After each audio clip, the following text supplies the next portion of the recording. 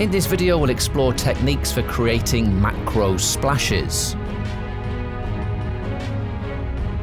We'll look at how to create a crown splash, and we'll create some product shot splashes using all three xParticles fluid solvers, all providing very different looks. In this scene, we're going to explore how we can make a high-speed photography style crown splash in xParticles. We'll explore which fluid solvers we're able to use to get this look, and also which extra dynamic fluid modifiers we will need. So in this crown splash that we can see here, if we look in our object manager, you can see that the fluid solver we're using is xpFluidFX, but for this technique, you can also use xpFluidFLIP, which we'll explore a little later. We also need two dynamic modifiers to get this to work. We need an xpSplash and an xpSheeter. So if we just switch off our two modifiers and just have the fluid effects active, you can see that we have an emitter, which is emitting particles in this flat box shape, and those particles are being affected by a gravity modifier, and they are contained within this collision geometry, which has a collider tag on. And if we just remove that display tab, you can just see that it is a cuboid with the top face removed. So let's make that active again. All right, so the first step here is that we need to blast these particles up in the correct kind of shape and strength for our crown splash. And we do that with the xpSplash dynamic modifier. So let's enable that. Now again, in this tutorial, we're not going to be going through every single setting and explaining how it works. We'll do that in a follow-up video. But what this does is, if we make this visible, you get this interface, and you're able to adjust the shape of this object by adjusting these various different handles. Some of them are strength sliders, like these ones. Some of them are Bezier handles, like these ones, and we're able to change the shape and the strength and the angle at which our particles are fired upwards. So if we just leave that visible and hit play without our sheeter on, you will see that on frame 15, some of the particles get shot upwards, and they're following the shape and angle and strength length of these handles. It doesn't look like a crown splash yet, but we're getting the appropriate shape. And we can make adjustments to this until you've got a shape that you're happy with. So let's just say that we're happy with that for our initial splash. So let's just make that invisible. And now what we need to do is we need to be able to fill in the gaps of our fluid particles, because at the moment, obviously, we've got no sheets of fluid. We just have these individual fluid particles firing upwards. So to do that, obviously, we use the xpSheeter. So we'll just activate that. And now we will hit play, and we'll leave the sheeter settings as they are. And now those gaps are being filled in, and very quickly and easily, we have our crown splash. Now again, we're not going to go through all of the different sheeter settings and how they work. We'll do that in a follow-up video, but simply said, what the sheeter does, it analyzes these particles within the scene, and if those particles are moving away from each other in a way that satisfies the various different thresholds that we set in the sheeter object, like the density, the hole size, how quickly they're moving in relation to each other, and the angle at which they're moving away from each other. If all of those tests are satisfied, then new particles will be created within the gaps, creating these nice sheets. And once we've got this set up, it's very easily to adjust the settings to get different looks. So at the moment, we're getting these nice kind of dips in the crown. We've got some holes in this, and it's quite an irregular crown splash. But you may actually want it to be more regular. So what we can do, for example, is just switch off this relative speed check. At the moment, it's only going to allow sheeting particles if they're moving away from each other within this min and max speed threshold. But if we switch that off, it doesn't care about their relative speed. And so what's going to happen is you're going to see a much more uniform splash. Let's have a look. Now there's far more particles being created, so it's simulating less quickly. But you can see, look, we've got a really uniform splash now. Now, obviously, we have still got our crown peaks and troughs because our splash object has different length strength handles. So it's respecting that, but we're losing those holes that we were achieving by having that relative speed check in the sheeter object. So that's looking really nice. If we wanted to, we could reduce the angle at which particles are allowed to sheet, which means that we should get some kind of finer tendrils coming up. So there we go. Look, we're getting more tendrils coming up in our crown splash, and it's creating these nice holes as they develop. So obviously that's a very different look from the standard we had before. And quickly and easily, we're able to art direct and create a very nice crowned splash using the xpFluidFX fluid solver. But we can also use the xpFluidFLIP to create some very nice crown splashes as well, because FluidFLIP works very nicely with the XP Sheeter object too. So let's just deactivate our xpFluidFX, and we're also going to deactivate the collision tag on our collider object, because we don't need that, because remember, when we use xpFluidFLIP, which will activate, it will automatically be contained within the bottom of our FluidFLIP domain. So if we hit play, let's just deactivate the splash and the sheeter. If we hit play, you'll see that, look, our particles are sitting nicely in the bottom of our FluidFLIP domain.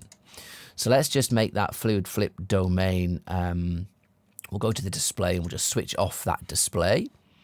All right, and we'll reactivate our splash. And we'll keep the sheeter deactivated for now.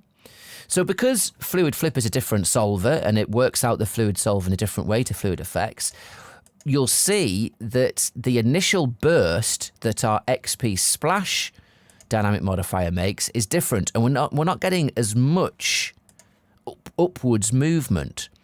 So let's go to our XP splash. Let's just increase that strength.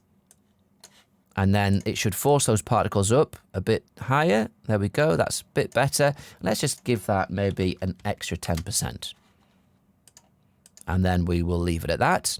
Very nice. So now all we need to do is activate our XP sheeter. Let's make our splash invisible so we can actually see the particles. Let's hit play. And there we go. Similarly, we're getting a really nice splash.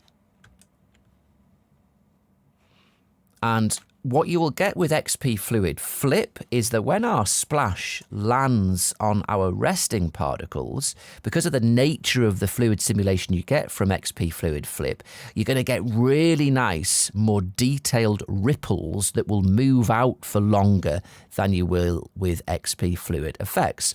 But of course, the downside is that we are trapped within the xpFluidFLIP domain. So if you wanted these really nice ripples to move out far, you would need a much bigger FluidFLIP domain, and that would mean that it would be slower to simulate because it's having to simulate far more voxels. But we're able to get these very nice crown splash high-speed photography style looks using both the xpFluidFLIP and the xpFluidFX fluid solvers. In this scene, we'll use the various different XP fluid solvers to create another high-speed splash scene, this time fluid splashing over this lemon. So first of all, we'll start with xpFluidFX. Now this is going to be similar to our crown splash technique. We're going to be firing these particles from our emitter, hitting our geometry, creating this splash shape, and then we'll be using the XP sheeter dynamic modifier to fill in those gaps. So let's just do that. We'll activate our XP sheeter, hit play, and we're going to get this shape that we would expect, similar to our crown splash. And that's looking really nice. And of course, we can then make adjustments to our XP sheeter to art direct the look and shape and motion of this splash. And that looks pretty interesting and quite stylized. So let's just deactivate our xpFluidFX, because of course we can use xpFluidFLIP with the sheeter as well. So let's activate this xpFluidFLIP object. So obviously we can now see our domain. Now what you're going to see here is a very different simulation. When we did the crown splash, the splashes were pretty similar when we used either FluidFX or FluidFLIP as the fluid solver, but here it's going to be different. And this is due to the way in which collisions are calculated in xpFluidFLIP, and then how that influences the velocity field that is created, which moves the particles. So let's run the same simulation in FluidFLIP, and you're going to see that the fluid wraps around the geometry before making its splash shape.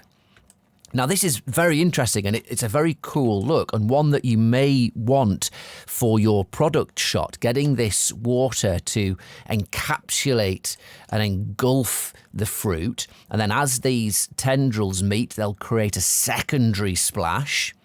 And this is a very interesting and nice look, and it could be a desirable look that you want for your scene. However, you're not able to really stop this kind of surface wrapping from happening within the xpFluidFLIP solver. So if this is the type of simulation that you desire, then fine, Flip will be a nice option for you. But if you would rather have the flatter style that we saw with xpFluidFX, you're not going to be able to achieve that with the FluidFLIP solver. So let's jump back to our xpFluidFX. This is what makes xpFluidFX slightly more versatile, because we can get different looks. So we can get this bouncing look that gives us much more of a flat splash sheet that isn't having that kind of surface tangent motion. But if you do want a bit of that, we can use different modifiers to achieve a similar effect. So let's take our FluidFX splash, and let's say we want a bit of that wrapping around look. Well, let's get this attractor modifier, activate it.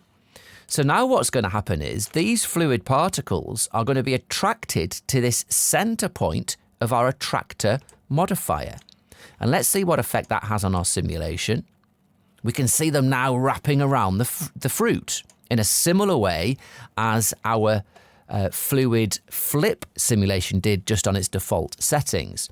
So you can see that xpFluidFX is more versatile. We can get different looks in achieving this lemon splash look.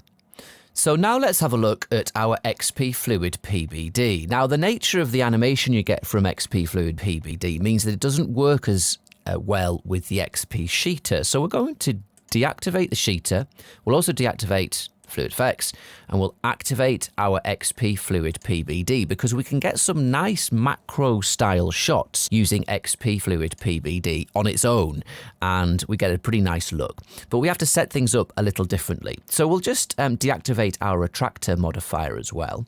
Now, if we hit play now, you will see a couple of things. We'll get an animation, but because we haven't got the sheeter doing its thing, we aren't getting any filled in particles, and also the particles are bouncing and flying backwards and moving away from that lemon. So first of all, let's start trying to sort this out. First of all, we'll reduce the bounce on our collider tag, so they're not moving backwards. All right, so that's looking a little better. But again, obviously we don't have hardly anywhere near enough particles here. Let's reduce that bounce even more.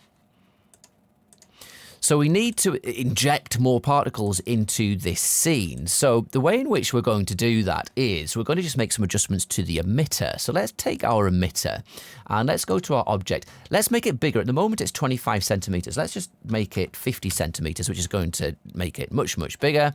So now if we hit play, we've got far more particles being pumped into the scene. And now we've got more particles in the scene. You can see that we get this interesting kind of tendril filament look just by default with the xpFluidPBD. Now, arguably, we still need more particles. So let's go to our emission tab. And at the moment, we did have this just emitting on one frame because the sheeter was doing the heavy lifting for us. That was providing us all of the numbers of particles. But now we just need the emitter too. So let's just increase this duration for 5 frames. So we just get loads more particles in the scene. There we go. And they'll start interacting with that lemon. And there we are. And we're getting this interesting look. Now, obviously, we can make some adjustments now to the xpFluidPBD properties to try and get this to look how we want it. So, for example, what we could do is we could increase some of the repulsion. Now, again, we're not going to be exploring all of these settings in this video and learning exactly what they do.